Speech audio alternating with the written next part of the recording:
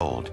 She was a very bright fourth grader at the McDonald Elementary School, just a few blocks from her home. Just saw a vibrant little girl.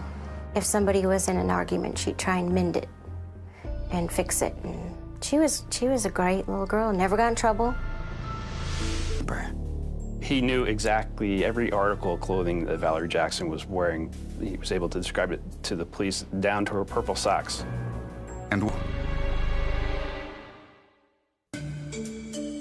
when police searched Jackson's car and truck for evidence, they left something inside of each vehicle. Almost a year after Valerie Jackson disappeared, her father went on trial for murder. Led to Valerie. She said she feared for her life. She said that Brad had some lye around and what is lye used for. At that time, Brad worked on cement and building foundations. And so, to this day, I believe that my sister's buried somewhere in one of those foundations he was working on. The children of McDonald Elementary School planted a tree in Valerie's memory. It lives and grows there, healthy and strong, the way Valerie should have. Just 90 miles north of New York City, a female correctional officer was discovered missing from her post at the prison. There was no trace of her anywhere inside the prison. None of the inmates or guards knew where she went or reported seeing anything suspicious. How could a guard simply disappear in an overcrowded maximum security prison? Green Haven State Correctional Facility, one of the toughest maximum security prisons in the United States. A violent, overcrowded space that is home to 1,800 of New York State's most violent criminals. Green Haven was, I think at that time, had to be considered our supermax prison in the state. And everybody in there had long time. Everybody in there was a vicious criminal. There were no newcomers. It was a pretty bad place as far as the population was concerned. More than 500 prisoners inside Green Haven were convicted murderers. 1981 was the first year female correctional officers worked in this all-male maximum security prison. There were 50 on staff, all new to the job. One of them was 31-year-old Donna Payant. If I want to describe Donna and her personality, I would describe her as a very strong-willed, independent, determined person, and with a strong sense of justice. Donna had 3 children.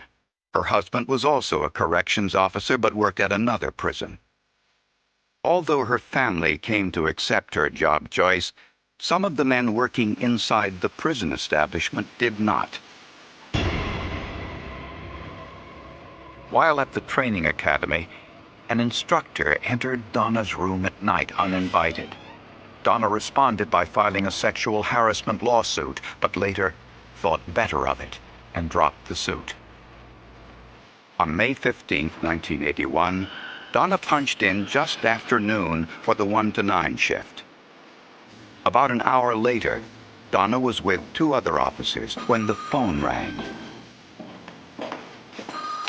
Yeah, hold on. It was a call for Donna. Hello? Donna Payant received a telephone call in the early afternoon of that Friday. And it was a strange call, and in the opinion of her co-officers who were working with her, her reaction after receiving the call was somewhat alarming. The other officers didn't know who placed the call, but they said that Donna turned away from them to keep her conversation private. Okay. When she hung up, she left, not saying where she was going. There's something I have to take care of. Donna Payant was upset, not upset in a sense that she was nervous, but she was angered. Her words were, "I'm putting an end to this. It's going to end right here and now," or something to that effect. And then she storms off. 5 hours later, at the regular evening roll call for officers, Donna Payant was absent. prison officials immediately ordered an emergency lockdown.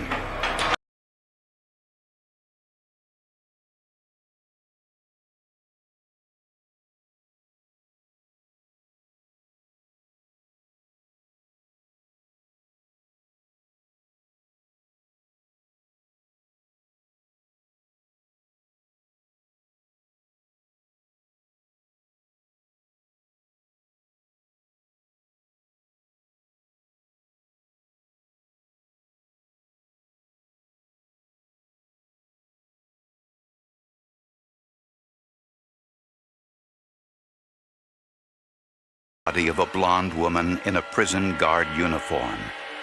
The body had been wrapped in a garbage bag. The day after Donna Payant disappeared, her family was called to Green Haven Prison. There were officials there, and they met us, and I knew then. They didn't say so, but I knew something was wrong. So when we walked in, then they told us, you know, she was dead, and that they had found her, you know, in a nearby dump. The body in the landfill was positively identified as Donna Payant. She became the first female corrections officer to die in the line of duty in U.S. history. She was found with ligatures around her wrists and neck. The cause of death was strangulation. There were also signs that she had been sexually assaulted. My father was very, very upset, and he never got over it. The body had gone through the trash compactor of a garbage truck. This told investigators that the body had been placed in a prison garbage can, where it was emptied into the trash truck that serviced the prison. And at the landfill, the body had been run over by a bulldozer, which levels the garbage into a flat surface. Every bone in her body had been broken. She was covered with all sorts of debris and garbage, filth, and wetness, because it was a very, very wet dump. And any evidence that would have been available had to have been contaminated by all of this extraneous materials that covered her body. If Donna Payant's body had left Green Haven along with the prison's trash, the killer had to be someone inside the prison, with more access than prisoners customarily have. But who inside the prison would want her dead? Were any of the inmates harassing her? Was she a disciplinarian who came down hard on any inmates? Was there any reason why an inmate would want to attack her? In addition to access, an inmate would have needed privacy to commit the murder. Since prison guards would have this kind of freedom of movement, they became the focus of the investigation. Just 3 days before her death, witnesses saw a male guard involved in a heated physical confrontation with Donna Payant. He was seen, as she turned away from that heated discussion, he was seen poking her on her shoulder, on her back. He was very upset. And it was soon discovered that this guard was among many at Green Haven who had something to hide. People had motives to kill Donna inside prison. I believe that because of all the illegal activities that were going on in Green Haven at the time of her death and long before that, that there were people there that not only did they have the motive, they had the capability to carry out such a crime. Those activities had been revealed in an official report released just 2 weeks before Donna Payant's murder. The Green Haven guards were suspected of having a let's-make-a-deal attitude with the prisoners. Guards were selling drugs and even providing prostitutes to inmates. A good old boy network had kept this secret for years, but some of the new female recruits like Donna Payant wanted no part of that network. And when Donna Payant had made the earlier charge of sexual harassment, she quickly became known as a whistleblower. She was already marked as a person that would say something if something was wrong or if there were illegal activities going on, that she was marked as a person that would go as far up as possible and report it. During an autopsy on Donna Payant, the medical examiner discovered she was not only sexually assaulted with extreme savagery, he also found what appeared to be bite marks. One, a crescent-shaped wound on her chest, was particularly clear. A couple of the teeth marks obviously had sunk in much deeper than others, and you could tell that it was the teeth, as I remember them, were not perhaps the best teeth in the world. They weren't perfectly shaped, it seemed to me. The bite mark, ligature marks, strangulation, and the brutality of the sexual assault all indicated that this killer had murdered before. It was not his first crime. But who had this kind of homicidal history? And who at Green Haven was so angry with Donna Payant that they would not only want her dead, but would kill her in such a brutal way? The day after her death, Donna Payant's body was found here at the Amenia dump about 30 miles from the prison. News of Donna Payant's murder soon made its way throughout the state of New York.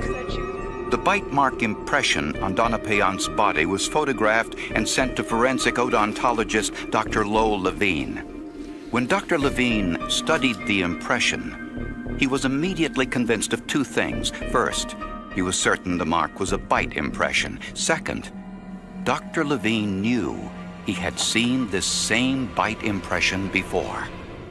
I said, wait a minute, I just saw this 2 or 3 days ago in a lecture that I had given on a case that I had seen 4 years ago in Schenectady, New York. It was the case of a 30-year-old woman named Mary Lee Wilson, who had been strangled with a ligature, brutally sexually assaulted, and bitten. Dr. Levine immediately asked the logical question: was Mary Lee Wilson's killer an inmate at the prison where Donna Payant worked? I said, wait a minute, you know, Lemuel Smith has got to be in prison and had access to this lady. The answer was yes. 39-year-old Lemuel Smith was in Green Haven State Correctional Facility. He had confessed to the murders of Mary Lee Wilson and another woman. Both victims had been killed in the same way. Both were signature killings. But in the 4 years in prison, Lemuel Smith had been a model prisoner. He had found religion. He was an altar boy and rose to become the assistant to the Catholic chaplain. This new position granted Smith enormous freedom inside the prison, freedom most of the inmates didn't have. So there's no way in the world that I could have killed her. The woman was beaten. The woman was supposed to have been sodomized, right? Now this is right in a busy quarter, this officer had sodomized. Then she was tied up. Then she was put in garbage bags, right? And then she was supposed to be put in the garbage can, right? Now, I know you've never tried to lift a dead body, but it's twice as much as human weight, right, as live weight. It's impossible. It can't be done. But prison officials found evidence that Smith had some prior contact with Donna Payant and that the two developed a friendship. Yes, I definitely knew Donna Payant. She used to work at my block. That's it. Donna Payant had made some contact with Lemuel Smith concerning an item, I believe it was a jewelry box, that she was looking to have made. Lemuel Smith, while in prison, was doing some wood carvings on occasion.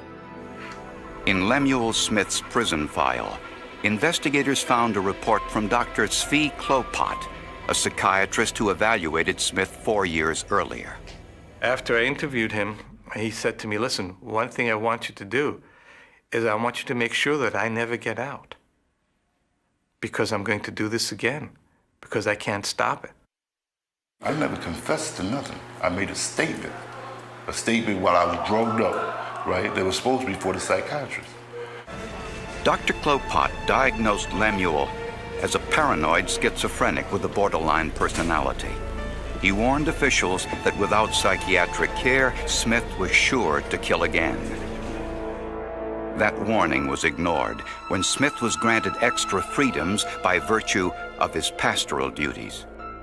So he had the entire, several offices to himself with the telephones in that office, and he was the only person who really could use the office. When investigators searched the chaplain's office, it seemed to be in perfect order. A closer examination revealed the room had just been cleaned. The floor had been washed down with not so clean water, but it was pretty obviously that had been done and done recently. In an office closet, investigators found several blonde hairs. Those were found to be microscopically consistent with Donna Payan's hair. The only other evidence was the bite impression found on Donna's chest during the autopsy. Because of the damage to Donna's body by the garbage compactor and the bulldozer, some believed it wasn't a bite wound at all, and as evidence, it was essentially worthless. Somewhere within the walls of Greenhaven State Correctional Facility lurked the killer of prison guard Donna Payan. A number of inmates told officials that the male prison guard who was seen fighting with Donna 3 days before her death was the one responsible. When the guard was questioned about Donna's murder, he admitted he was selling cocaine to prisoners, but he also said he had nothing to do with Donna's murder. The other suspect was a prisoner named Lemuel Smith, whose prior killings closely resemble Donna Payan's murder. Whoever killed Donna had bitten her, leaving a highly distinctive bite impression on her chest. The bite wound was produced by someone's bottom teeth, by someone who was missing one of his 4 bottom incisors. Lemuel Smith was missing a bottom incisor. This space can be measured, as can the spaces between the other teeth. The picture on top is a bite mark found on Marilee Wilson's body, the woman Smith admitted killing.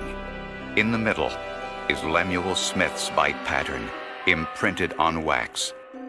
And on the bottom is the bite mark found on Donna Payan's body.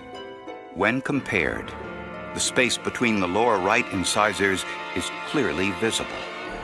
In all 3 cases, the measurements and angles of the teeth are exactly the same. But if Lemuel Smith killed Donna Payan, how did he do it, and why? He was following exactly the same pattern as the previous murders. He had involved himself with her. He believed, apparently, that she was someone who was interested in him. He saw her as a close friend or someone who really cared about him. He made her a gift, so it follows the exact same pattern as before. The key, say psychiatrists, was the jewelry box Lemuel Smith had made as a gift for Donna Payan. Yeah, hello? Can I speak to Police theorize that the phone call she received just before her death was from Lemuel Smith calling from the privacy of the chaplain's office. You know, I made something for you. I want you to have it. A personal call from an inmate would have been an embarrassment for a rookie guard like Donna Payan. I can't talk to you. Other guards said Donna seemed upset after the call and left abruptly. Take care of. Once in the chaplain's office, the two may have argued, or Donna may have rejected him or his gift.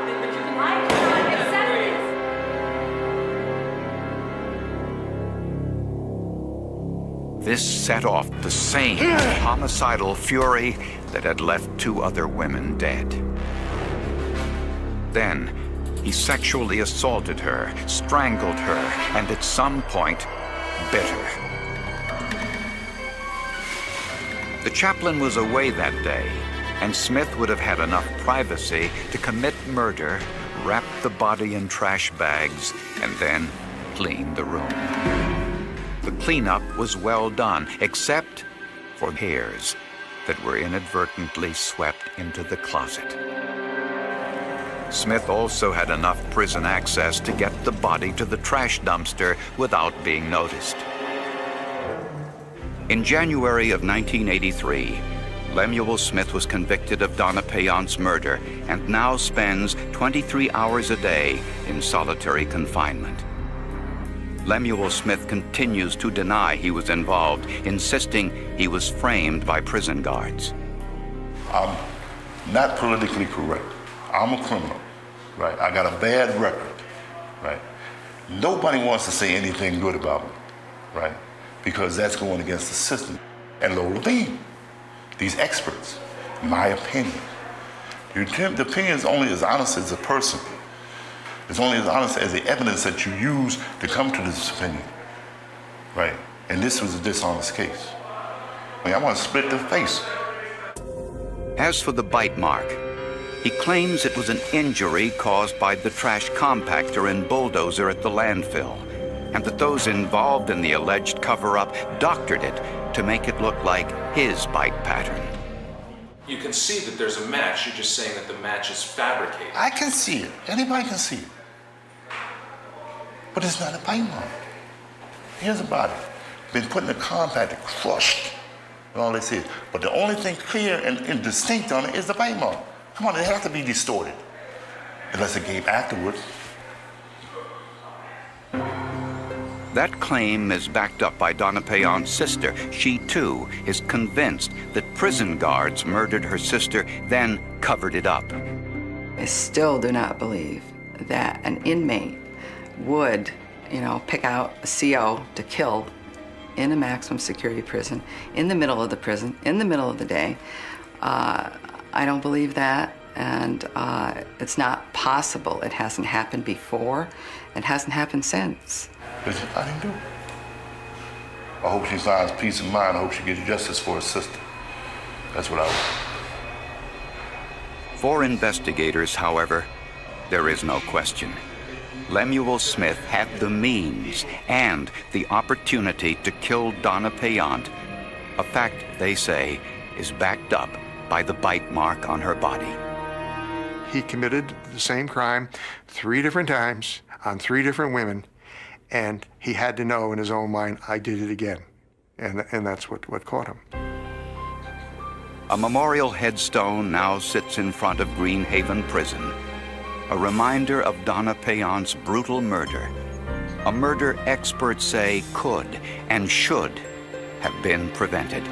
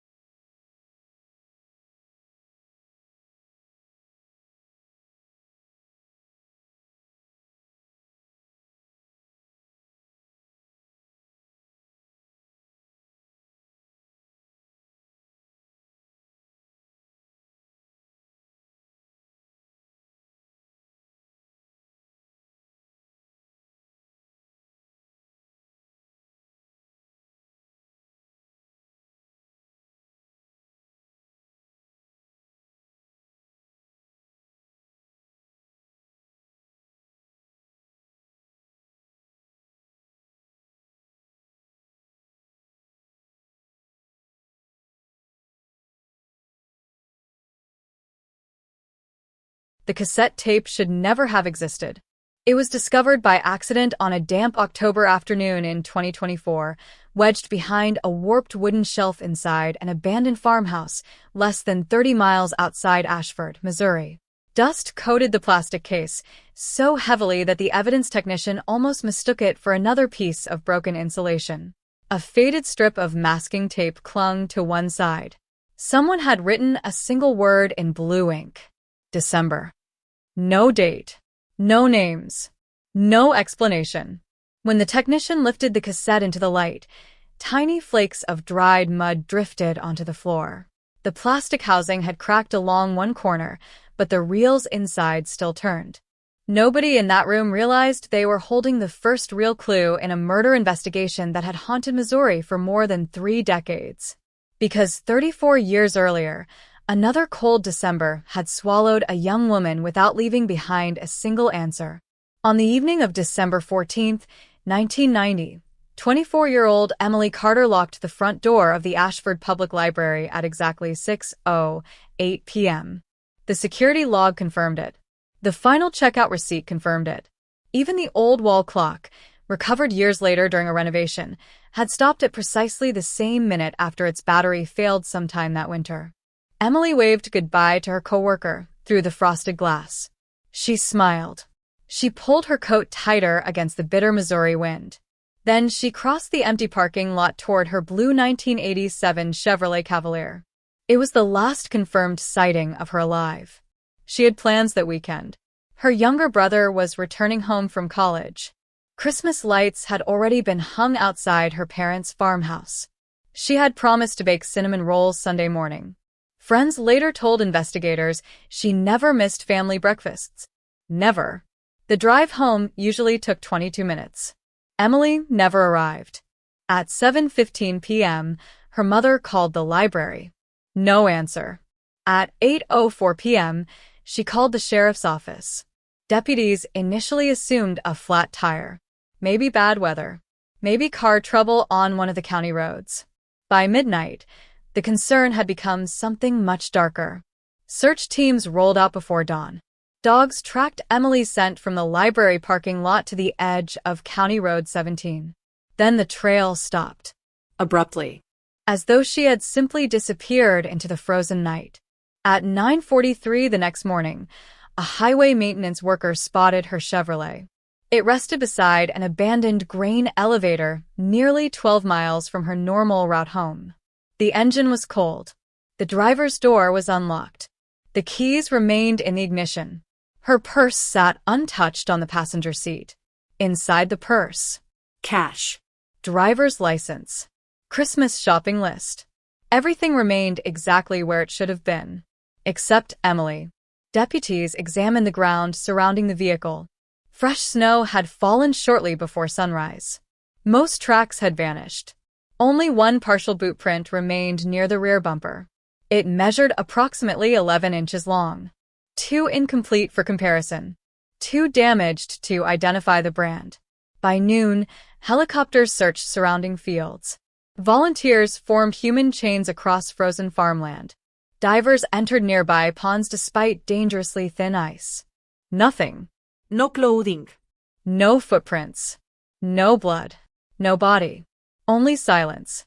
Ashford had never experienced anything like it. Population. Barely 6,000. Violent crime was rare. People left doors unlocked. Neighbors borrowed tractors without asking. Children rode bicycles until sunset. Emily Carter's disappearance shattered that sense of safety almost overnight. Church attendance doubled. Parents stopped allowing children to walk alone. Store owners installed brighter lights outside their entrances. Rumors spread faster than facts. Some believed a truck driver passing through town had abducted her.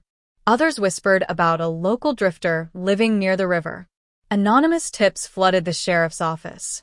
More than 800 arrived during the first month. Most proved worthless.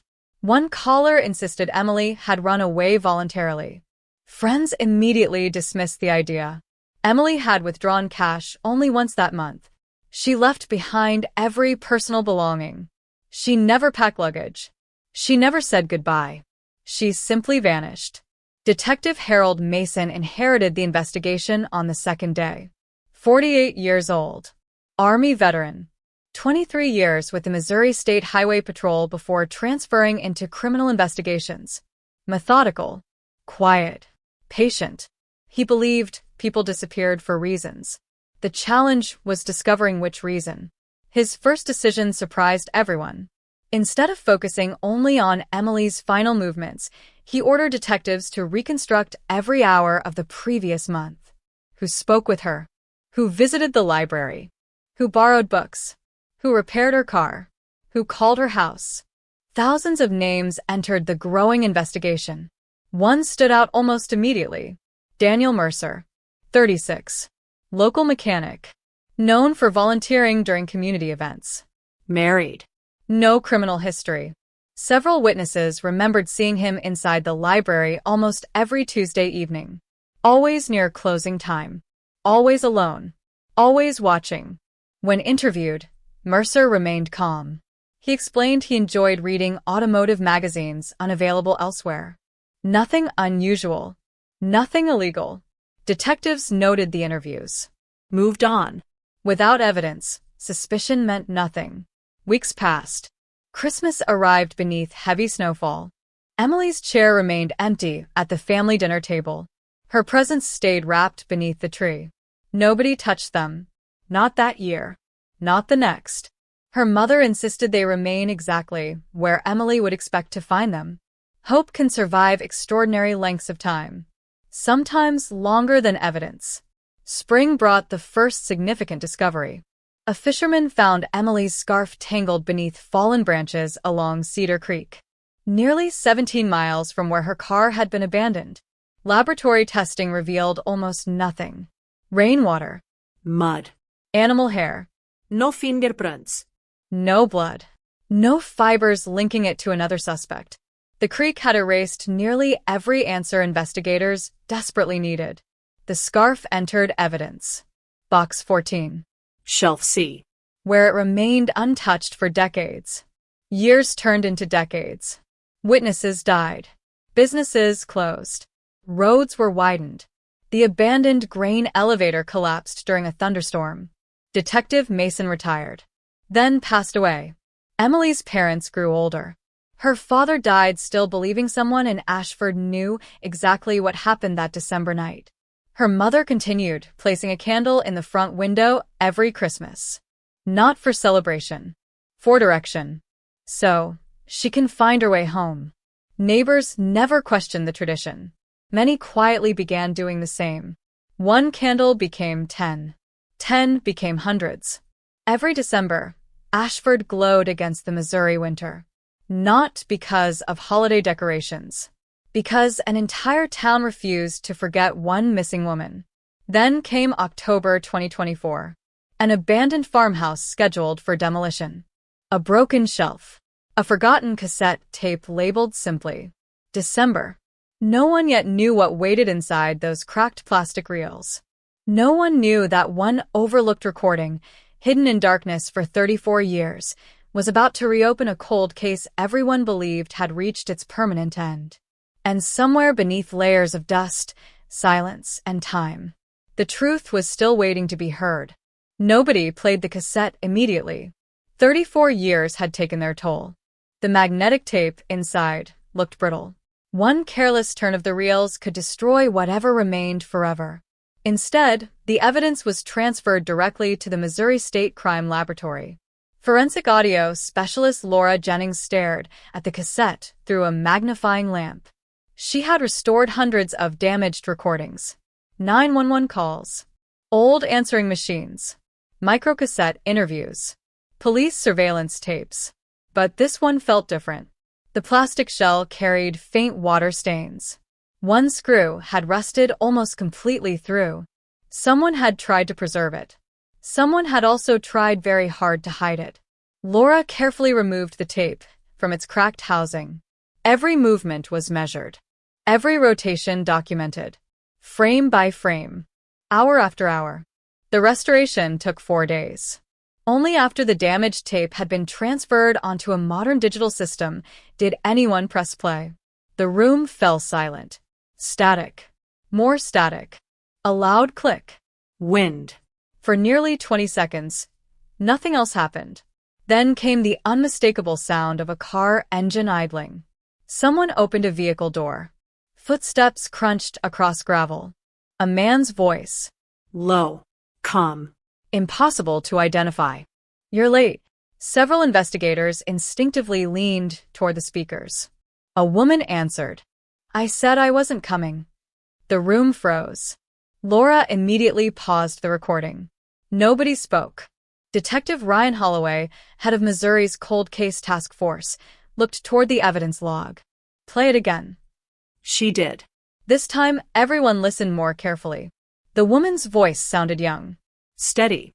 Not frightened. Not yet. I said I wasn't coming. Ryan scribbled 3 words across his notebook. Known each other. This wasn't a random encounter. The conversation continued. Lumen site. I only need 5 minutes. You've had enough chances. I can explain. No. Silence. Wind. Another passing vehicle somewhere in the distance. Then. A car door slammed. The recording ended. Exactly 1 minute and 43 seconds long. No screams. No struggle. No confession. Nothing directly connected to Emily Carter. Yet something about the woman's voice unsettled everyone in the room. Ryan replayed the recording 6 more times. Each pass revealed another tiny detail. A church bell. 2 distant train horns. The faint chirping of a convenience store entrance buzzer. Background sounds. Tiny clues. Sometimes those mattered more than words. The cassette contained no fingerprints. No usable DNA. Nothing on the outside connected it to anyone. The real evidence lived inside the recording. Audio analysts isolated individual sound layers. Static disappeared. Wind softened. Hidden frequencies emerged. The second train horn. The engine idle. A dog barking twice. Even the ticking of an older vehicle's turn signal. Laura smiled. Cars have accents too. Ryan raised an eyebrow. What? The turn signal. She enlarged the waveform. Listen. Tick, tick, tick.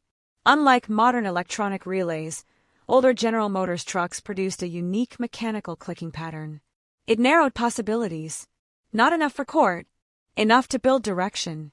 Ryan reopened every document from the original investigation. 43 storage boxes. Nearly 20,000 pages. Handwritten notes from Detective Harold Mason. Crime scene photographs fading toward yellow. Witness interviews recorded on aging cassette tapes of their own. One statement immediately caught his attention. December 18, 1990. Interview number 67. Margaret Ellis, owner of Ellis Grocery. She reported hearing a woman arguing with someone inside a pickup truck around 6:30 the evening Emily disappeared. Investigators had dismissed the statement. She couldn't identify either voice. She couldn't identify the truck. No evidence supported it. Ryan read the paragraph again. Then a third time. A pickup truck. The cassette contained an older mechanical turn signal. Coincidence? Maybe. He circled the page. Ashford looked different now.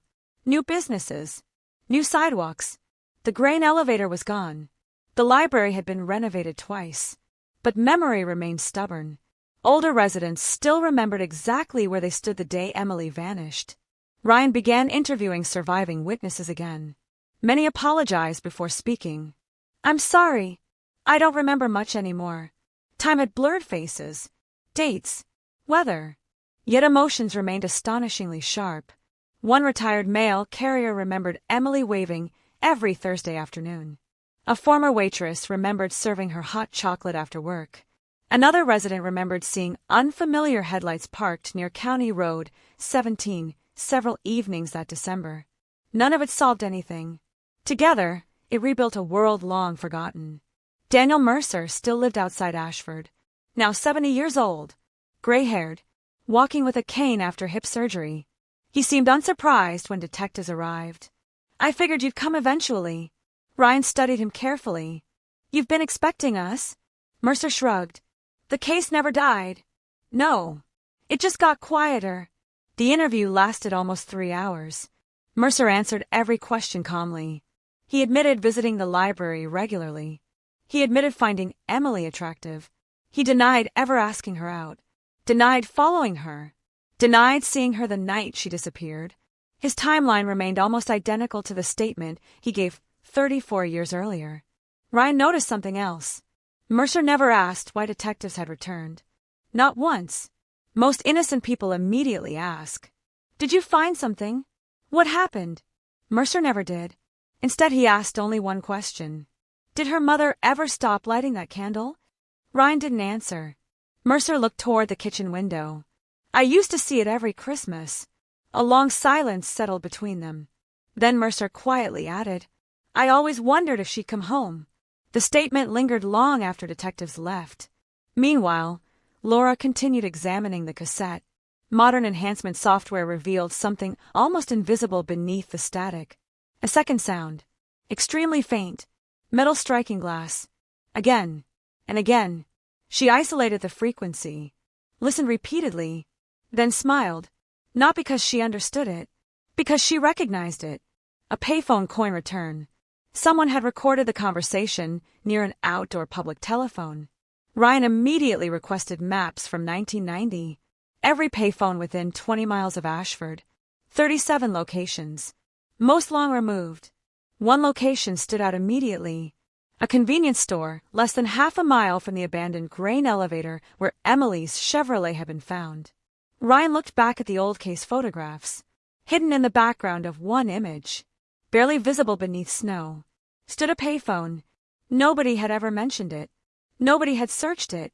Nobody had considered it important. 34 years earlier, the answer might have been standing just outside the frame. The old convenience store no longer existed. A modern gas station occupied the property where weathered fuel pumps and a single outdoor payphone had once stood. Customers came and went without realizing that, 34 years earlier, detectives had unknowingly photographed one of the most important locations in the entire investigation.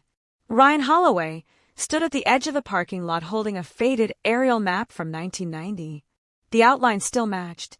County Road 17, the abandoned grain elevator, the railroad crossing, the narrow service road running behind the store.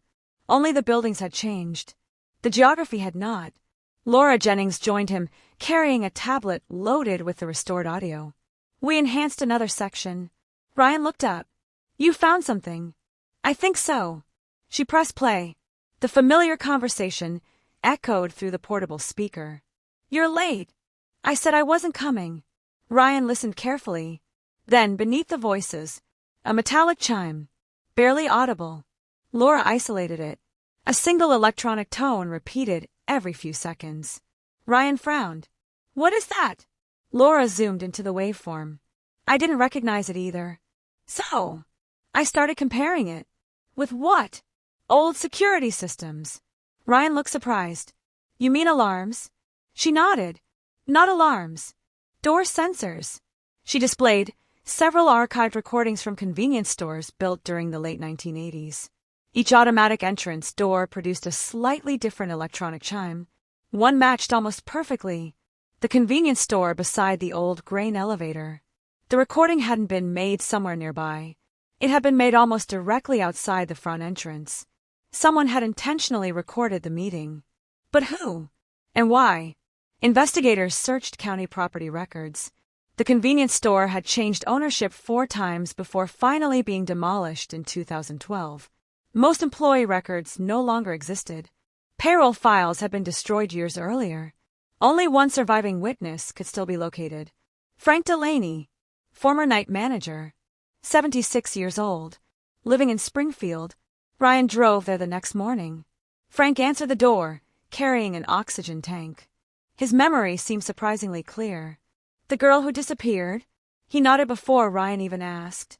"I remember." "Why?" Frank stared through the living room window. "Because she wasn't the only strange thing that happened." Ryan leaned forward. "What do you mean?" Frank spoke slowly. "About an hour before the police found her car, that a man came into the store. What did he want?" "He bought duct tape." Ryan remained expressionless. "Anything else?" Frank closed his eyes. "Battery. Cigarettes. Coffee." Ryan waited. There was something odd. "What?" He wasn't alone. Frank pointed toward the parking lot outside his house. There was another vehicle. A blue car. Ryan's pulse quickened. Emily's Chevrolet? I didn't know that then. What happened? Frank looked genuinely disturbed. The woman inside looked upset.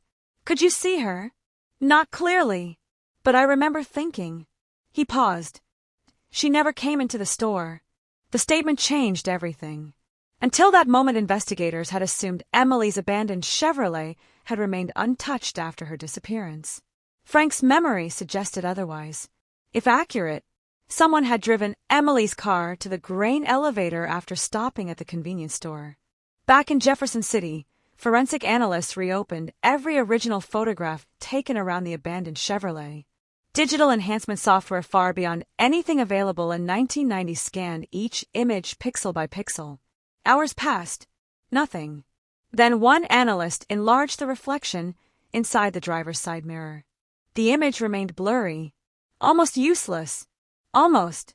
Artificial intelligence reconstruction sharpened the reflection just enough to reveal the outline of another vehicle parked behind Emily's Chevrolet. Not a truck, a sedan. Dark-colored. 4 doors. Too little for identification. Enough to prove one thing. Emily's car had not been alone. Ryan returned to Detective Harold Mason's handwritten notebooks. Most pages contained ordinary investigative observations. Phone calls, interview schedules, search maps. Then, near the back of Notebook 4, he found a sentence heavily underlined. Witness reports second vehicle. No confirmation. Below it, one name. Frank Delaney. Ryan stared at the page. Harold Mason had believed Frank. He simply couldn't prove him right. The note ended with another handwritten sentence. Find the second car. Ryan slowly closed the notebook. 34 years separated 2 detectives who had never met. Yet they had arrived at exactly the same conclusion. Meanwhile, Laura continued restoring damaged sections of the cassette. Most contained nothing useful. Wind, static, mechanical noise, until she reached the final 3 seconds. The recording technically ended after the car door slammed. Or so everyone believed. Increasing the volume by nearly 600% revealed another sound hidden beneath the tape hiss. Footsteps. Running. Then, a woman's voice. Barely a whisper. One word. No. Laura replayed it again. And again. The room remained silent. She looked toward Ryan. I don't think the conversation ended voluntarily. Ryan nodded. I don't either.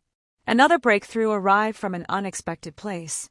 A retired railroad engineer contacted detectives after seeing a television report about the reopened cold case. I recognize those train horns. Ryan almost dismissed the call. Instead, he listened. The engineer explained that freight locomotives passing Ashford in 1990 followed strict whistle sequences depending on nearby crossings. One long blast. One short. One long. Each crossing produced a unique timing pattern. Using archived railroad schedules, he narrowed the recording to within 6 minutes. 6:41 p.m. December 14th, 1990. Exactly 33 minutes after Emily left the library. Ryan quietly compared the timestamp against Emily's normal drive home. She never should have been anywhere near that convenience store. Someone had convinced her to go there. Or forced her. Late that evening, Ryan stood alone inside the evidence archive. Rows upon rows of forgotten investigations surrounded him. Some had waited 50 years. Some even longer. Rebecca. Michael. Angela. Names written across aging cardboard boxes. He stopped in front of Emily Carter's file. 3 decades of unanswered questions. 3 decades of theories. 3 decades of silence. Now the silence was beginning to fracture. Not because of luck. Because one forgotten cassette tape had survived long enough for technology to hear what human ears never could. Ryan placed the restored recording back into its evidence envelope, then looked once more at Detective Mason's final handwritten note. Find the second car. For the first time in 34 years, that impossible task no longer felt impossible. The search for the second car began with records everyone assumed no longer existed. Missouri's Department of Transportation had converted most paper archives to microfilm years earlier. Thousands of traffic reports, maintenance logs, accident records, and roadside inspection files sat untouched inside a climate-controlled warehouse outside Jefferson City. Ryan Holloway spent 2 full days there. Dust-covered boxes, yellowing documents, handwritten reports from an era before digital databases. Most contained nothing connected to Emily Carter. Then, shortly after noon on the 3rd day, an archivist slid a thin folder across the table. Road maintenance, County Route 17. Ryan almost ignored it. The file wasn't police evidence. It documented snow removal. salt trucks, road closures, routine maintenance. Yet one page immediately caught his attention. December 14, 1990, 6:52 p.m. Maintenance worker Carl Henderson reported stopping briefly near the railroad crossing because two vehicles were blocking part of the shoulder. He described one as a blue compact sedan, the other, a dark-colored four-door vehicle. Exactly what forensic enhancement had suggested. The report continued. Drivers appeared to be speaking outside the vehicles. I sounded the horn and continued eastbound due to worsening road conditions. Ryan read the paragraph 3 times. Carl Henderson had unknowingly witnessed part of the meeting. No detective had ever interviewed him. Why? He checked the original investigation. The maintenance report had never been forwarded to the sheriff's office. It had remained buried in transportation records for 34 years. One forgotten document. One overlooked witness. Another crack in the silence. Unfortunately, Carl Henderson had died in 2008. His statement ended there. No follow-up. No description of the people. Only 2 cars standing beside the road. Ryan pinned the report to the growing investigation board. Blue Chevrolet. Dark sedan. Convenience store. Cassette recording. Everything pointed toward the same stretch of highway. Yet Emily's body had never been found there. Somewhere after that meeting, everything changed. Laura Jennings requested another examination of the original cassette using a newly developed forensic audio scanner capable of detecting microscopic distortions left by repeated recordings. Magnetic tape remembered more than voices. Sometimes it remembered what came before. The machine processed the cassette overnight. The results surprised everyone. The tape had not been used once. It had been recorded over at least 3 different times. Most earlier recordings had been erased. Most. Tiny fragments survived beneath the final layer. Laura isolated one section. Music. Country music. Then laughter. Then a man's voice. Dan, hand me the flashlight. She stopped the playback. Ryan looked toward her. Did he say Dan? I think so. They replayed it repeatedly. The name remained faint. Not enough for court. Enough to investigate. Ryan immediately returned to one familiar file. Daniel Mercer. Mercer agreed to another interview. He appeared thinner than before. More tired, but just as calm. Ryan placed the restored audio on the table. I'd like you to listen. Mercer adjusted the headphones. His expression remained unchanged throughout the recording. When it ended, he removed them slowly. I've never heard it. Ryan slid a transcript toward him. Recognize the voices? No. The man's voice sounds familiar. Mercer shook his head. No. Ryan watched carefully. Years of interrogation had taught him one important lesson. People often revealed more after silence than after questions. 30 seconds passed. Mercer finally spoke. I knew another Daniel. Ryan remained still. Go on. Daniel Brooks. Who was he? He worked construction. Friend. Mercer hesitated. We hunted together. When? Late 80s. Early 90s. Ryan wrote the name. Daniel Brooks. No mention of him existed anywhere in Emily Carter's original investigation. Where is he now? Mercer's answer came quietly. Dead. How? Heart attack. When? 2009. Ryan nodded.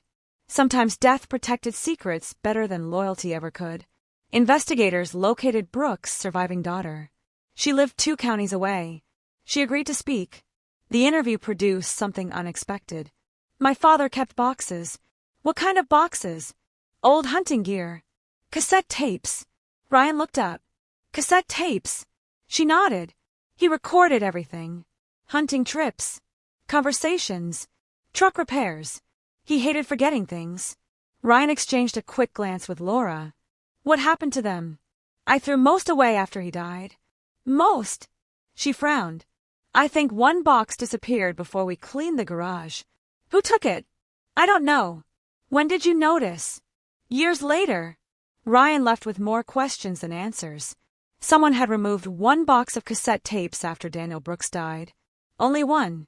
Not the hunting equipment. Not the tools. Only recordings. Coincidence?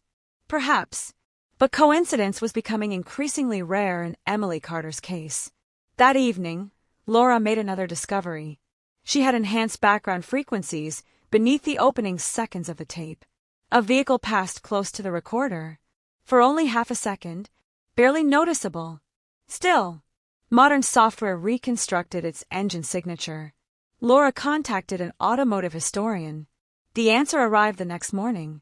It sounds like a 1988 Ford Crown Victoria. Ryan stared at the report. Why did that matter? Because in 1990, only 3 dark-colored Crown Victorias matching that description were registered within 30 miles of Ashford. One belonged to a funeral home. One belonged to the county government. The third, Daniel Brooks. Ryan slowly placed the registration beside Detective Harold Mason's old notebook, then beside Carl Henderson's maintenance report, then beside the enhanced photograph showing the shadow of a dark sedan. 3 separate pieces of evidence, 3 different decades, all quietly pointing toward the same forgotten name. Daniel Brooks. For the first time since Emily Carter disappeared into the Missouri winter, investigators finally had something more powerful than suspicion. They had a direction. By sunrise, Daniel Brooks had become the center of an investigation that should have happened more than 3 decades earlier. Ryan Holloway spread every document across the conference table. Vehicle registrations, employment records, property maps, telephone bills, hunting licenses, tax filings, thousands of pages documenting a man who had died 15 years before anyone realized he might have been connected to Emily Carter's disappearance. The timeline immediately revealed something unusual. Brooks had taken 3 unexpected vacation days beginning Monday, December 17, 1990. Emily disappeared the previous Friday evening. His employer recorded no explanation, only one handwritten note: family emergency. Ryan requested payroll files, medical records, insurance claims. Nothing supported the excuse. No hospital visits, no reported illness, no funeral, no emergency. The explanation had simply been accepted. Nobody questioned it. Detectives interviewed former coworkers who had worked construction with Brooks during the late 1980s. Most remembered him the same way: quiet, reliable, never late, always willing to work overtime. Then one retired foreman hesitated before answering Ryan's final question. Did Brooks ever seem frightened? The old man looked away. There was 1 week. When? Right before Christmas. What happened? He kept checking the parking lot, looking for someone. Did he tell you why? No. He just kept saying. The foreman closed his eyes, trying to remember. Dot! Everything changes after one mistake. Ryan wrote the sentence exactly as spoken. Everything changes after one mistake. Meanwhile, Laura Jennings continued extracting microscopic fragments hidden beneath the damaged magnetic tape. The newest restoration uncovered another surprise. A sound lasting less than 2 seconds. Almost impossible to hear. She slowed the playback. A metallic scraping noise. Again. Again. Ryan listened several times. It sounds familiar. Laura nodded. I thought so too. She opened an audio comparison database. Hundreds of mechanical sounds. Door hinges. Gate latches. Industrial equipment. Then she clicked one recording. An old railroad crossing barrier. The match was almost perfect.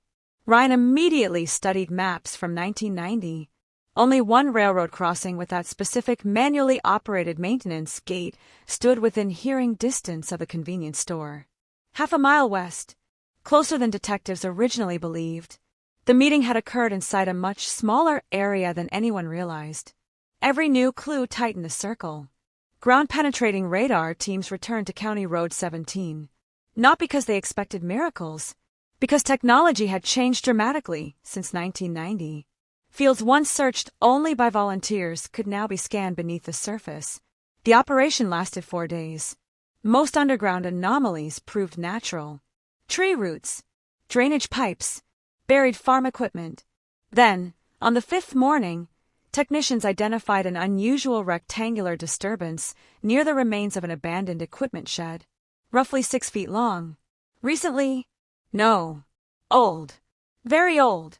Ryan stood beside the excavation team as careful digging began. No one spoke. Shovels gave way to brushes. Brushes gave way to gloved hands. Hours passed.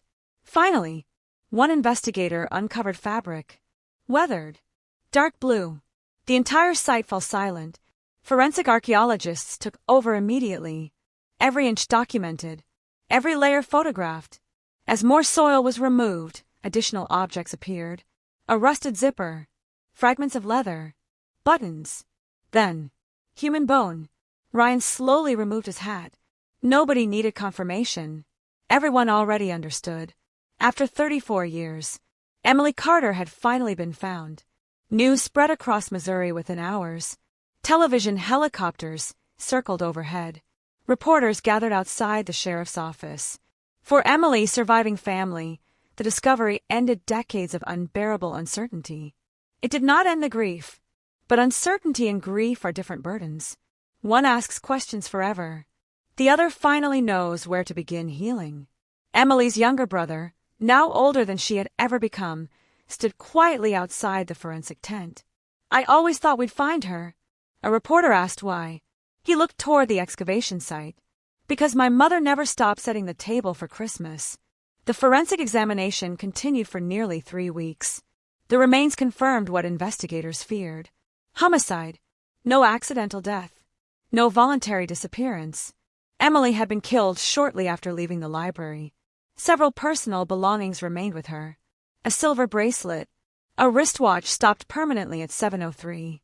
Most importantly, fragments of adhesive tape, preserved by the surrounding soil. Technology unavailable in 1990 recovered microscopic touch DNA from the adhesive. Only partial profiles survived. Enough for comparison. Not enough for immediate identification.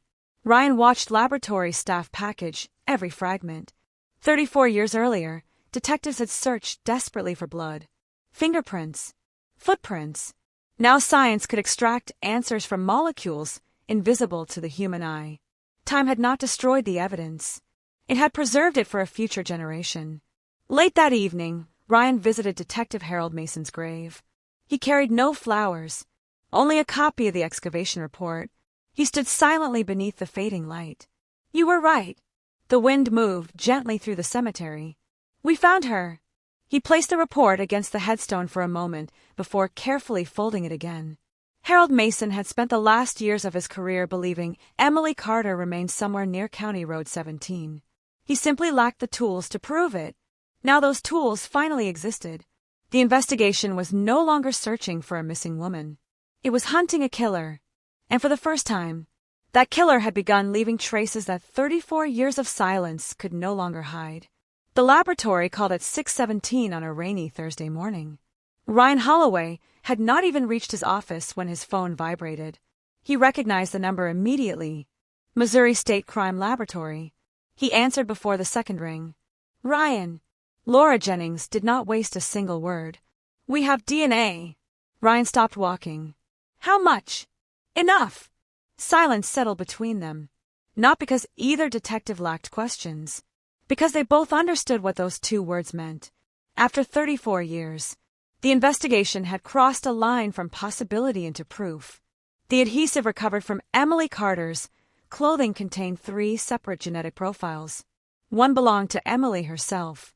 A second profile was incomplete, too degraded for immediate identification. The third profile surprised everyone. Male. High quality. Almost complete. The laboratory entered it into the national database. No match. Not a single one. Ryan frowned. No criminal record. Laura shook her head. Or he's never been required to submit DNA. That narrowed nothing. Millions of people fit that description. Still, for the first time, investigators possessed the biological signature of someone who had touched the evidence on the night Emily disappeared. Attention returned to Daniel Brooks. Although Brooks had died years earlier, DNA could still be obtained from surviving relatives. His daughter agreed voluntarily. A cheek swab was collected that afternoon. The laboratory compared inherited genetic markers. Ryan waited outside the laboratory through most of the night. At 2:11 a.m., Laura stepped into the hallway. Her expression revealed nothing. Ryan stood. "Well." She handed him the report. Daniel Brooks cannot be excluded as the biological father of the unknown contributor. Ryan read the sentence twice. Not a direct match. Brooks himself was gone. But the DNA strongly suggested the unknown profile belonged to someone biologically connected to him. A son. A brother.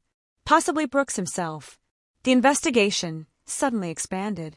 Daniel Brooks had one younger brother. Michael Brooks, 62 years old, living in Kansas, retired truck driver. No felony convictions. No history of violent crime. Ryan reviewed the file carefully.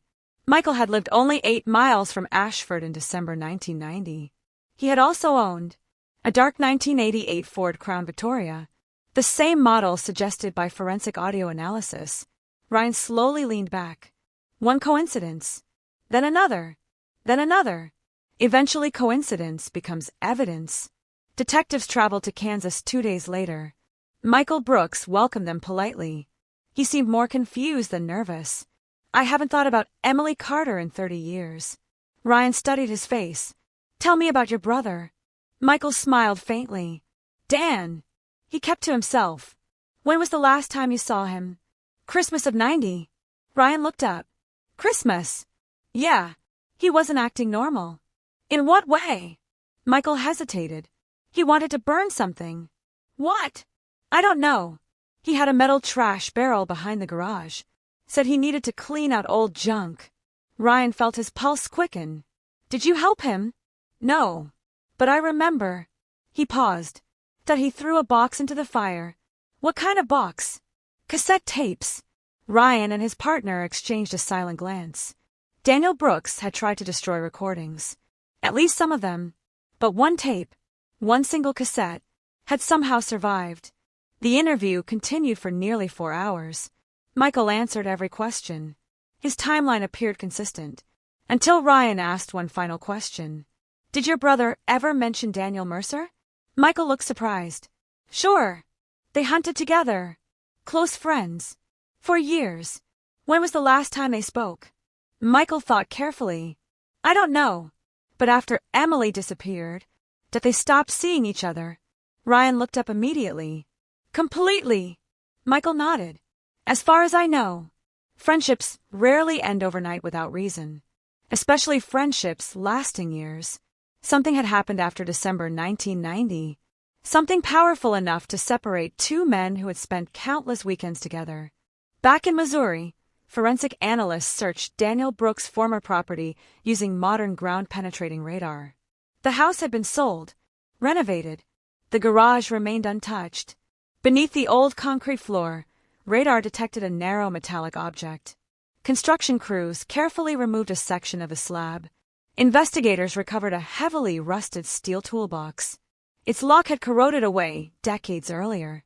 Inside, fishing hooks, old photographs, vehicle repair receipts, and one small notebook wrapped in plastic. Ryan opened it carefully. Most pages contained ordinary expenses. Gasoline, building materials, ammunition. Then, near the middle, a single entry. December 14th, 6:15. Library. No explanation. No names. Only one word. Library. Ryan slowly closed the notebook. Daniel Brooks had written that entry hours before Emily vanished. Meanwhile, Laura returned once more to the cassette recording. She had listened to it hundreds of times. Every breath, every footstep, every background sound. Then, she noticed something almost invisible beneath the woman's final whispered no. Another voice. Not the man. Someone else.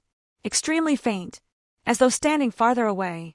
She isolated the frequency, enhanced it, played it repeatedly. Ryan listened. At first, nothing. Then, barely audible. A single sentence. Dan, let's go. Ryan looked at Laura. Neither spoke.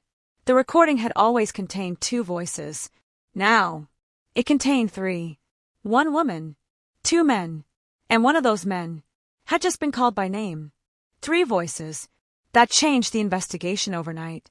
For 34 years, detectives believed Emily Carter had encountered a single person after leaving the library. The restored cassette suggested something entirely different. She had not been alone with 1 man. She had been surrounded by 2. Ryan Holloway gathered the task force before sunrise. The recording played through the conference room speakers, once again. Static.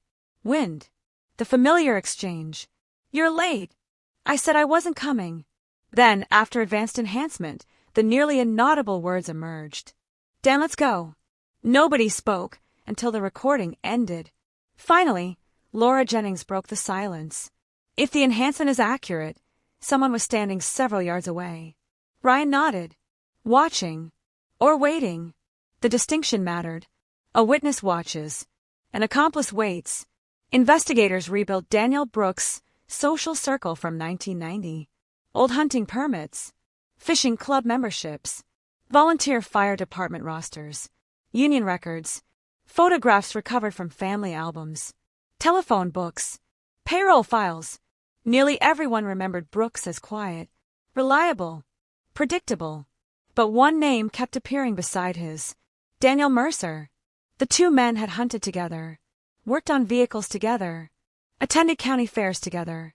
Several witnesses even remembered them sharing the same pickup truck during deer season. Yet after December 1990, nothing. No photographs. No hunting licenses filed together. No shared trips. No mention of either man speaking again. A friendship that had lasted nearly a decade had ended almost instantly. Ryan wrote 3 words on the investigation board. Why did it end? The answer began emerging from an unexpected witness. Helen Dawson, 79 years old. She had owned a small diner on the outskirts of Ashford in 1990. Most detectives interviewed her decades earlier. Nothing useful had come from it. Ryan decided to try again. Time changes memories. Sometimes people remember details they once considered meaningless. Helen studied an old photograph of Daniel Brooks. "I remember him." She pointed toward another photograph. "And him. Daniel Mercer." Ryan leaned forward. "What do you remember?" "They argued." "When?" "Right before Christmas." "Where?" "In my diner." She closed her eyes. It was after Emily disappeared. What were they arguing about? I couldn't hear everything, but I remember one sentence. The room became still. Mercer kept saying. She paused. "Dot, you said nobody would get hurt."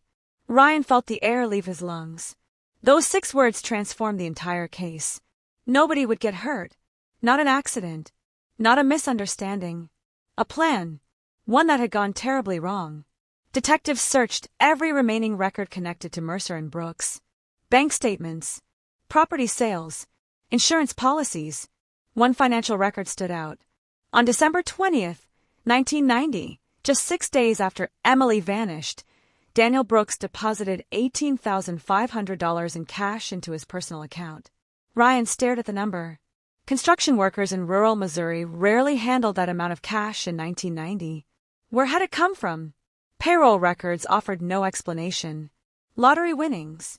No. Property sale? No. Inheritance? Nothing. The source remained unknown. Money often leaves trails. This one had somehow disappeared. Laura continued examining the audio. She had become obsessed with the final 15 seconds. Every enhancement uncovered something new. Another footstep. Another breath. Another distant sound. Late one evening, she noticed a rhythmic metallic vibration beneath the engine noise. She compared it against archived recordings. Truck suspensions.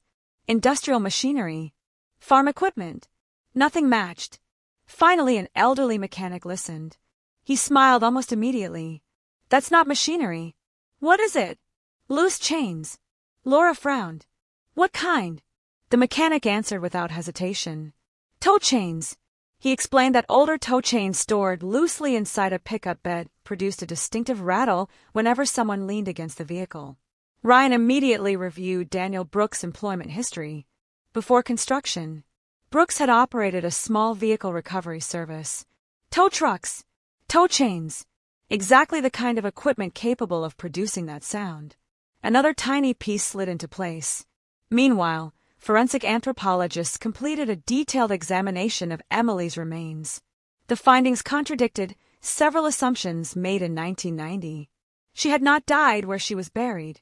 Microscopic plant material recovered from her clothing originated from wetlands several miles east of the burial site.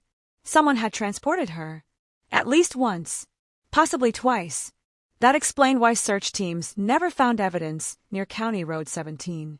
The original crime scene had always been somewhere else. Investigators simply never knew where to look. Ryan spread topographical maps across his desk. Wetlands, old logging roads, abandoned hunting cabins. One location immediately caught his attention. An isolated gravel pit once leased by Daniel Brooks' recovery business. Closed in 1992. Reclaimed by Forrest. Never searched. Not once. The next morning, dozens of investigators entered the overgrown property. Nature had swallowed almost everything. Trees now stood where heavy equipment once operated.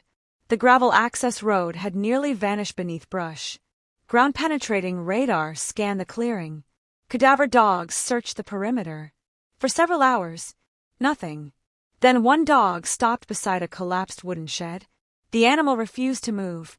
Handlers searched carefully.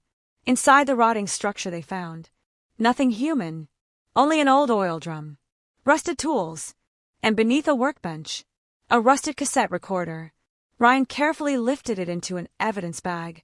Its batteries had long since corroded away, but the recorder itself remained intact. Laura examined it later that evening. The wear marks inside the tape compartment matched the damaged cassette discovered in the abandoned farmhouse. Not conclusively, but closely enough to matter. The forgotten recording had almost certainly been created using this very machine. Ryan looked through the laboratory window as technicians photographed every inch of the recorder. The investigation had moved beyond theory. The cassette, the recorder, Daniel Brooks, Daniel Mercer, the second vehicle, the buried remains. Every road now pointed toward the same place. Only one question remained. Which of the two men had crossed the line from planning to murder? By the end of the week, the investigation had reached a crossroads. For 34 years, detectives had searched for a missing woman. Now they were trying to reconstruct the decisions of two men who could no longer tell their own stories. Daniel Brooks had been dead for 15 years. Daniel Mercer was alive, 70 years old, frail, quiet, watching every news report from the living room of his small farmhouse. Ryan Holloway knew the next interview would be different. This time, they were not asking Mercer what he remembered. They were asking him what he had hidden. The interview began at exactly 9:02 a.m. Mercer declined a lawyer. He folded his hands on the interrogation table and waited. Ryan placed several photographs in front of him. Emily Carter, the abandoned Chevrolet, the restored cassette, the recovered tape recorder. Finally, a photograph of Daniel Brooks. Mercer's eyes lingered on the last picture for nearly 5 seconds, longer than any of the others. Ryan noticed. "So," he said quietly, "when was the last time you saw Daniel Brooks?" Mercer answered without hesitation. "Christmas." "Which Christmas?" 1990. "After Emily disappeared?"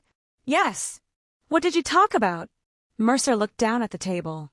"Nothing important." Ryan slid another document across the surface. The diner owner's statement. "You said nobody would get hurt." Mercer read the sentence slowly. His breathing changed. Only slightly. But Laura, watching through the observation window, noticed immediately. "He recognizes it," she whispered. Ryan continued. "Were you talking about Emily Carter?" Mercer didn't answer. The silence stretched for nearly a minute. Then he quietly asked, "How much did you find?" Ryan didn't respond. Instead, he placed the restored transcript of the cassette beside the witness statement. Mercer stared at both pages. His shoulders sank. For the first time since detectives reopened the investigation, he looked tired, not frightened, exhausted. "I wasn't supposed to be there." The words came so softly Ryan almost missed them. "What do you mean?" Mercer closed his eyes. "That meeting wasn't mine." Ryan remained still.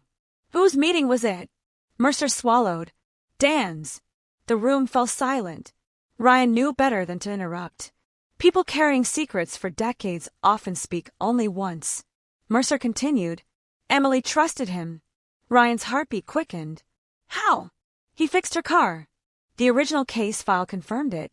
3 weeks before she disappeared, Emily had taken her Chevrolet to Brooks' garage for brake repairs.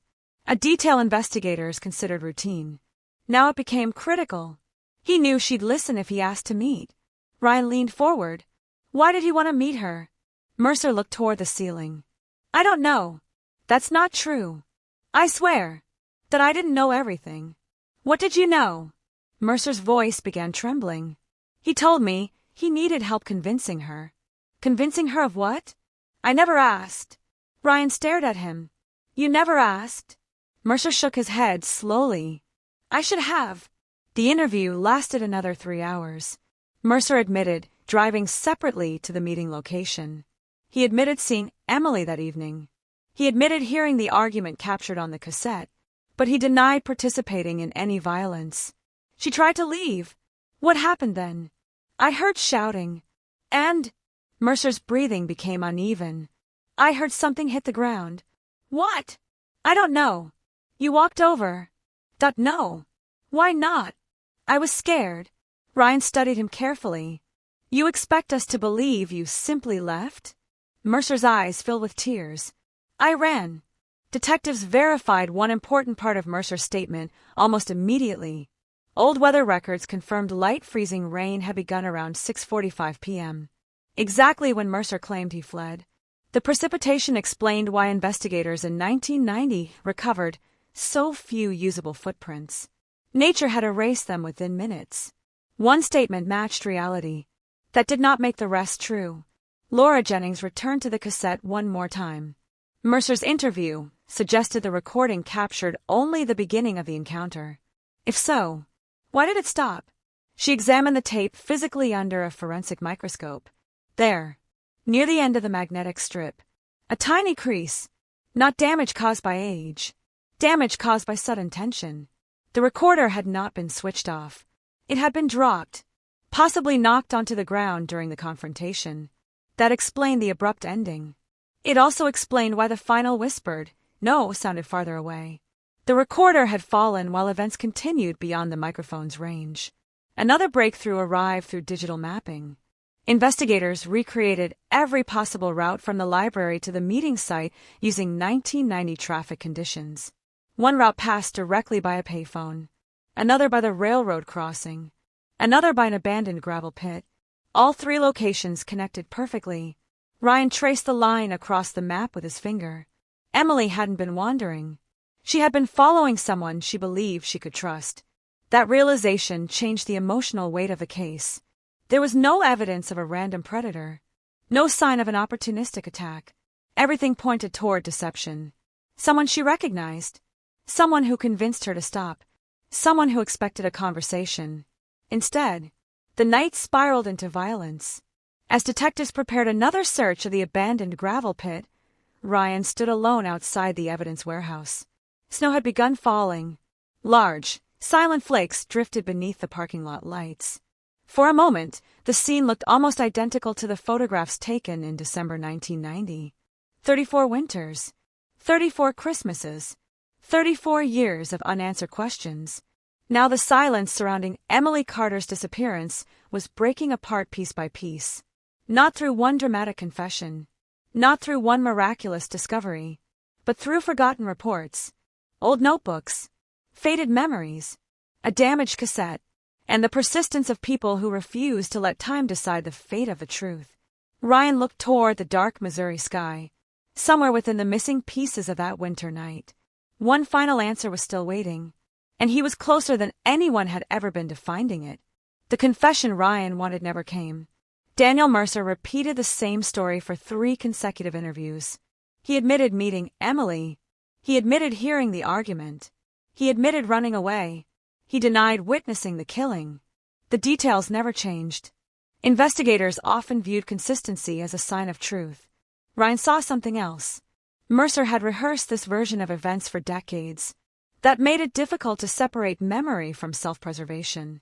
If Mercer was lying, he had been lying to himself for 34 years. The task force shifted its focus.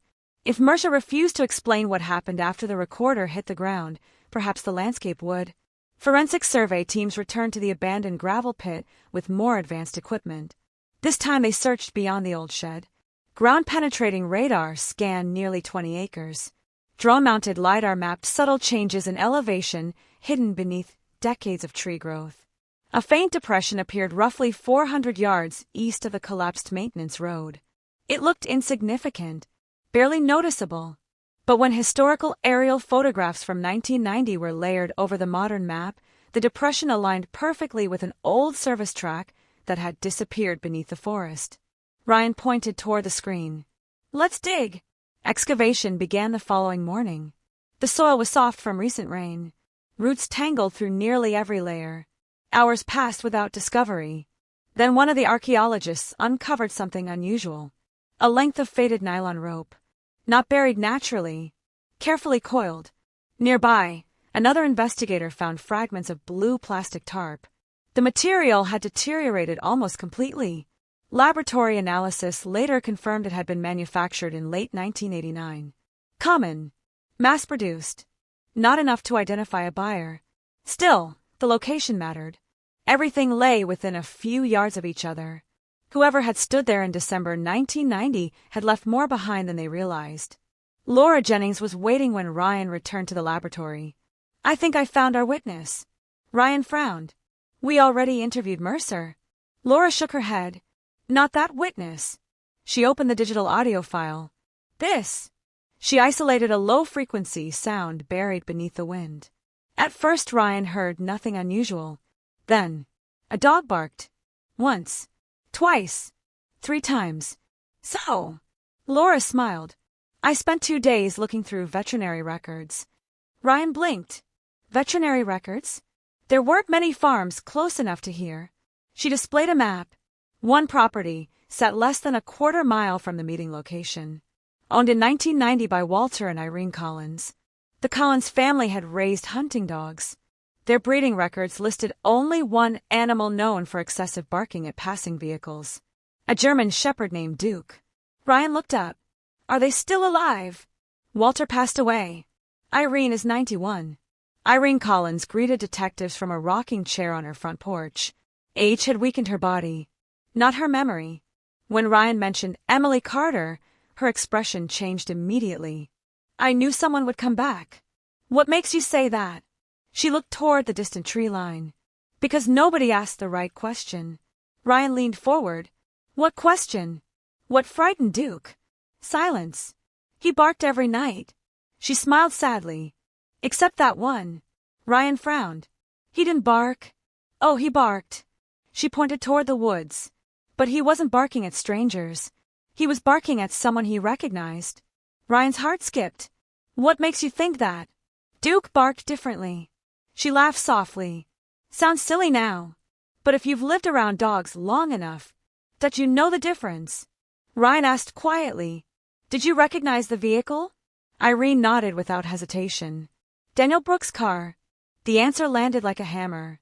"How can you be certain after all these years?" She smiled. "Because that Crown Victoria had a broken muffler. I heard it every hunting season. The statement couldn't stand alone. Memories fade. Witnesses misremember. Ryan needed corroboration. By chance, he found it. An insurance inspection completed in November 1990 documented Brooks' vehicle after a minor collision. One note read, "Exhaust system damaged. Customer declined repair. Broken muffler." Exactly as Irene remembered. A tiny mechanical flaw had survived longer than most human memories. Investigators returned to Mercer one final time. This interview felt different. Ryan no longer asked broad questions. He asked about sounds. The broken muffler. Mercer's eyes widened. "You remember it?" No answer. The dogs barking. Still nothing. The Crown Victoria. Mercer's breathing became shallow. Ryan placed another photograph on the table. "Daniel Brooks. You left because you were scared." Mercer whispered. "Yes." "Scared of what?" Mercer looked at the floor. "Dan." "Why?" "He wasn't the man I thought he was." Ryan waited. The silence stretched almost 2 full minutes. Finally, Mercer spoke. "I saw Emily fall." Ryan remained perfectly still. "Tell me exactly what happened." Mercer's voice shook. "They argued. She tried walking away. Dan grabbed her arm. She pushed him. He slipped." Ryan wrote every word. "Then he hit her." "With what?" I couldn't see. But I heard it." Ryan asked quietly. "One blow." Mercer closed his eyes. More than one. The room became completely silent. For the first time in 34 years, someone had finally described the violence that ended Emily Carter's life. Mercer covered his face with trembling hands. I should have called the police. You didn't. I know. You helped him. Mercer slowly shook his head. No. I ran. Ryan looked at him for a long moment. Whether Mercer was telling the whole truth remained uncertain. But one thing had become undeniable. The forgotten cassette had done more than reopen a cold case. It had broken a promise of silence that had lasted more than 3 decades. And somewhere within the final missing pieces of Daniel Brooks' life, the last secret of that December night was beginning to surface. Daniel Brooks had been dead for 15 years. He would never stand in a courtroom. He would never answer the questions that had echoed across Missouri since the winter of 1990. Yet Ryan Holloway believed the investigation still owed Emily Carter something more than probability. It owed her certainty. Mercer's account described the violence. The cassette established the meeting. The forensic evidence placed members of the Brooks family in contact with the victim. What investigators still lacked was the final sequence of events after Emily collapsed. That missing hour remained hidden somewhere inside the fragments of a life that Daniel Brooks had carefully erased. Detectives returned to Brooks' former home one last time. The current owners granted unrestricted access. Every crawl space, every attic beam, every section of the detached garage. The previous searches had focused on obvious hiding places. Ryan instructed the team to think differently. If Brooks wanted something forgotten, he said quietly, he wouldn't hide it where people normally look. For 2 days they found nothing. Then a forensic carpenter noticed fresh nails beneath an old workbench. Fresh compared with the surrounding wood. Not new. Simply newer than everything around it. The false panel came away with little effort. Behind it rested a narrow metal tube sealed at both ends with wax. Inside the tube, several folded papers, a disposable camera, and a single envelope. Across the front someone had written only 2 words. If found, the envelope contained no confession. Instead it held a handwritten letter dated January 3, 1991. The signature at the bottom belonged unmistakably to Daniel Brooks. Ryan read every line in complete silence. The letter never mentioned Emily Carter by name. It never admitted murder. Yet every sentence sounded like a man struggling beneath unbearable guilt. Some mistakes never stop following you. There are things I should have prevented. If anyone ever discovers what happened, tell them I wanted to fix it but didn't know how. Laura looked up. He never says what happened. Ryan nodded slowly. He didn't need to. The words carried the weight of someone who knew exactly what he had done. The disposable camera attracted even greater attention. Most undeveloped film from the early 1990s degraded beyond recovery. This roll had been protected inside the sealed tube. The laboratory processed it under controlled conditions. 24 exposures. 17 completely blank. 5 ordinary family photographs. 1 image of a hunting camp. Then, frame 23. A blurred photograph taken at dusk. 2 vehicles. A blue Chevrolet. A dark Ford Crown Victoria, parked side by side beside what appeared to be the abandoned grain elevator. The image lacked people, faces, license plates. Still, it placed both vehicles together, exactly where investigators believed the meeting occurred. Frame 24 had been exposed to light before development. Nothing remained except a white haze. Ryan stared at the final image for a long time. Someone had intentionally opened the camera before finishing the roll. Someone had tried to destroy whatever that last photograph showed. Laura spent the next week enhancing frame 23. Minute details slowly emerged. Snow along the shoulder, a utility pole, the outline of an open driver's door, then something almost invisible near the edge of the frame. A reflection. She enlarged it repeatedly. The quality deteriorated quickly. Still, the reflection appeared to show a figure standing between the 2 vehicles. Impossible to identify, but enough to support Mercer's account. Emily had reached the meeting alive. Meanwhile, prosecutors reviewed every piece of evidence collected during the reopened investigation. Their conclusion was difficult. Daniel Brooks, the most likely killer, could never face trial. The only living participant remained Daniel Mercer. Could he be charged? Legally. Only if evidence showed he knowingly assisted before or after the homicide. Running away, however morally troubling, was not automatically criminal. Ryan disliked the answer. Justice and law rarely fit together perfectly. Mercer requested one final meeting. No detectives. No cameras. Only Ryan. The interview took place inside a small conference room overlooking the courthouse parking lot. Mercer looked exhausted, older than he had only weeks earlier. "I keep seeing her." Ryan said nothing. "I thought it would stop. It didn't. What do you remember?" Mercer rubbed his shaking hands together. "She wasn't afraid when she arrived." Ryan listened carefully. She smiled. Those words struck harder than any confession. Mercer continued. "She thought Dan wanted to apologize." "For what?" "He borrowed money." Ryan frowned. "Money?" Mercer nodded. "Emily wanted it back before Christmas." The motive investigators had searched for suddenly shifted. Not jealousy. Not obsession. Debt. A simple disagreement that somehow escalated into irreversible violence. Ryan reopened Brooks' financial records one final time. This time he wasn't looking for unexplained deposits. He searched for withdrawals, loan payments, missed bills. Within hours another analyst found it. Daniel Brooks owed nearly $20,000 to multiple creditors during late 1990. Several payments were already overdue. Foreclosure proceedings had quietly begun against his property. The pressure had been enormous. Enough to explain desperation. Enough to explain why he needed money. Enough to explain why he asked Emily to meet. Whether he intended violence from the beginning. No evidence could ever answer that.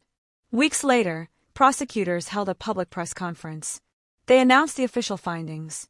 Emily Carter had been lured to a meeting by someone she trusted. The confrontation turned violent. She died from blunt force trauma. Daniel Brooks was identified as the principal suspect based on the totality of the evidence. No prosecution would occur because Brooks had died years earlier. Daniel Mercer admitted witnessing portions of the confrontation but denied participating in the killing. Available evidence could not establish criminal liability beyond reasonable doubt. Many residents accepted the conclusion. Others never did. Some believed Mercer knew far more than he admitted. Perhaps he did. Perhaps he carried that final truth somewhere no investigation could ever reach. Ryan watched reporters pack away their cameras. The microphones disappeared. The headlines faded. The cold case was officially closed. But as he looked once more at the restored cassette resting inside its evidence bag, he couldn't escape one final thought. The tape had answered almost every question. Almost.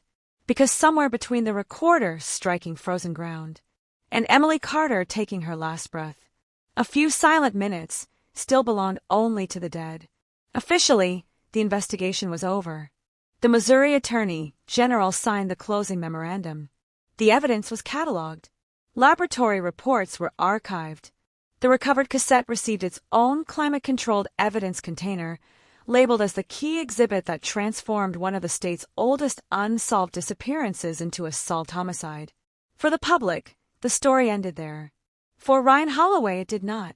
Every solved investigation leaves behind a small collection of unanswered questions, details too damaged by time, too deeply buried, or forever lost with the people who carried them. Emily Carter's case had fewer unanswered questions than it once did, but they still existed. Why had Daniel Brooks secretly recorded the meeting? Who was the cassette originally meant for? Why had someone hidden it inside an abandoned farmhouse instead of destroying it completely? Those questions refused to disappear. Laura Jennings shared Ryan's concern. The recorder itself had become almost as fascinating as the voices captured on the tape. She examined every scratch beneath a microscope. One tiny detail caught her attention. The battery compartment contained traces of red clay. Not ordinary Missouri soil. A geological survey confirmed the clay matched deposits found only in a narrow stretch of land roughly 12 miles south of Ashford. Ryan immediately recognized the location. An abandoned hunting cabin once leased seasonally by Daniel Brooks. Investigators had searched the property years earlier. Briefly, looking for a missing woman. Not hidden evidence. The cabin stood exactly as it had decades before. Weather-beaten. Half collapsed. Surrounded by dense oak forest. Nature had nearly reclaimed the structure. Ryan walked through the doorway carefully. Dust floated through narrow beams of afternoon sunlight. Broken furniture remained where someone had left it years ago. A cast iron stove, an overturned chair, empty shelves. Nothing suggested the cabin held significance, until Laura looked beneath the stove. There! Ryan knelt beside her. A loose floorboard, carefully lifted. Beneath it rested a rusted metal coffee tin. Inside, several old batteries, a receipt for blank cassette tapes dated November 1990, and one folded Polaroid photograph. The image had faded badly. Still, 3 people could be seen standing beside a pickup truck. Daniel Brooks, Daniel Mercer, and Emily Carter. Ryan stared at the photograph. How did they know each other? No one had ever mentioned the picture. Not Brooks' family. Not Mercer. Not Emily's relatives. The photograph suggested the 3 had met long before the night of December 14th. Everything investigators believed about their relationship suddenly changed. Emily's former coworker, Linda Foster, received another visit. She studied the Polaroid for several seconds before quietly nodding. I remember this. Ryan looked up immediately. Where was it taken? Community Cleanup Day. What year? Spring of 1990. Ryan frowned. They already knew each other. Linda nodded. Not well. But Emily talked to everyone. She smiled faintly. She volunteered for almost every town event. Ryan felt an unexpected sense of relief. The meeting in December no longer appeared random. Brooks didn't need an elaborate excuse to convince Emily to stop. She already recognized him. She had no reason to feel threatened. That made the betrayal even more devastating. Meanwhile, Laura continued examining the Polaroid under infrared imaging. Most people focused on the 3 figures. Laura focused on the background. A white sign partially hidden behind a tree. After enhancement, several faded letters became visible. River Storage. Ryan immediately searched property records. River Storage had been a privately owned warehouse operating outside Ashford until the late 1990s. The business no longer existed. Its contents had been auctioned after bankruptcy.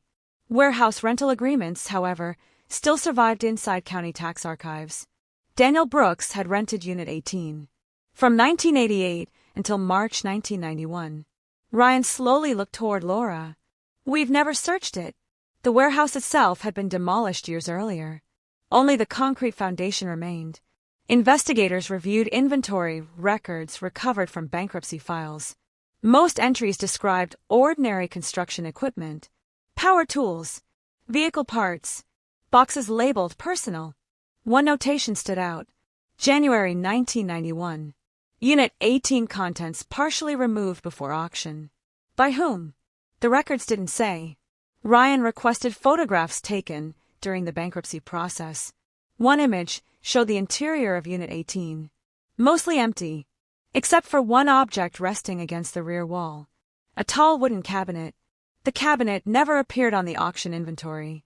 It had disappeared, just like the missing box of cassette tapes. Someone had systematically removed specific items after Daniel Brooks' death. Not everything. Only the things capable of telling a story. Late that evening, Ryan sat alone inside the evidence archive.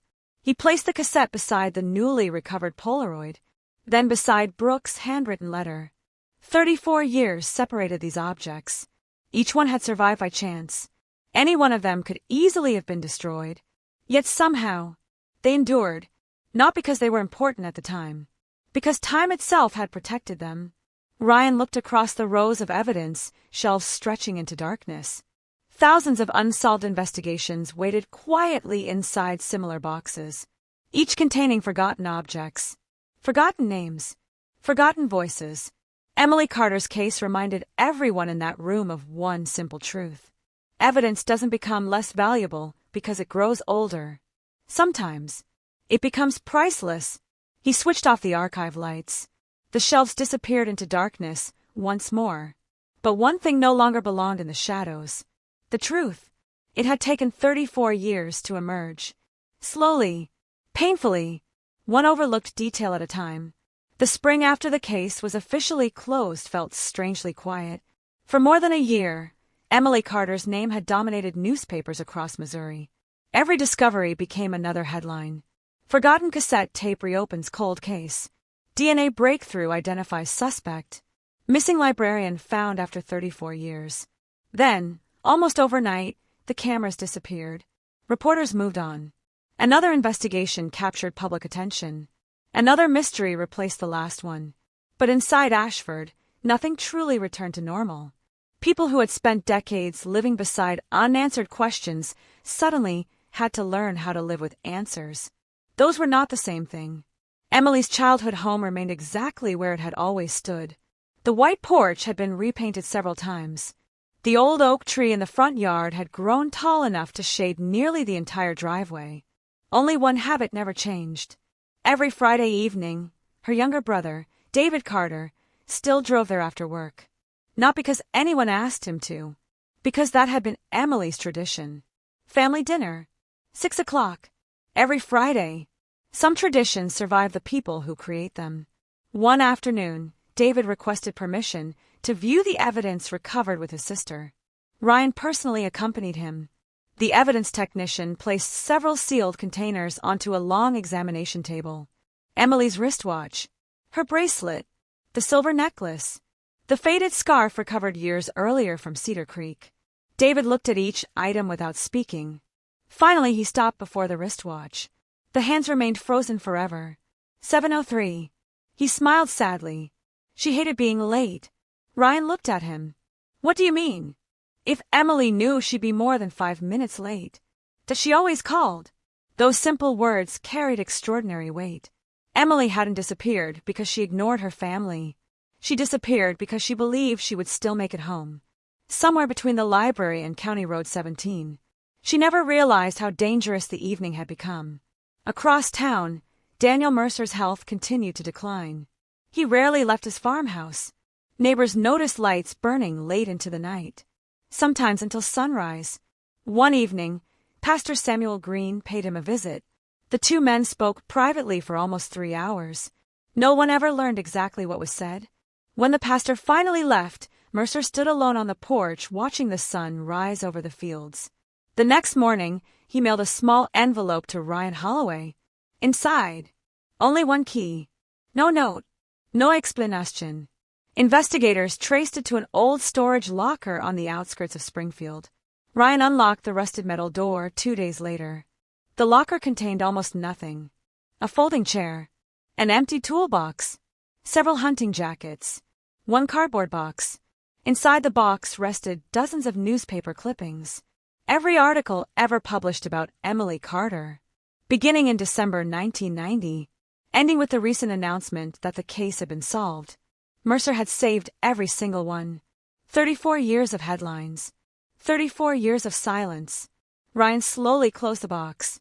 Whether Mercer had been a coward, an accomplice, or simply a terrified witness, one fact had become impossible to deny. He had never escaped that night.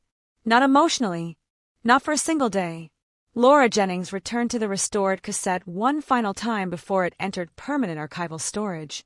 She listened through studio headphones, not searching anymore, simply listening. The recording sounded different now. At first it had been a mystery, then evidence. Now, it sounded like a conversation between ordinary people who believed they still had time to change the direction of the evening. Emily's voice remained calm, confident, unaware. Daniel Brooks sounded impatient, tense, as though carrying pressure invisible to everyone else. Somewhere between those first words and the final whisper, 3 lives were permanently rewritten. Laura removed the headphones. No software in the world could restore the missing minutes after the recorder struck the ground. Some silences remained permanent. That summer, Ashford dedicated a small memorial beside the public library. Nothing elaborate. A simple granite bench beneath 2 maple trees. The inscription contained only one sentence. May every forgotten voice be heard. No mention of a killer. No mention of the investigation. Only the victim. Children sat there reading after school.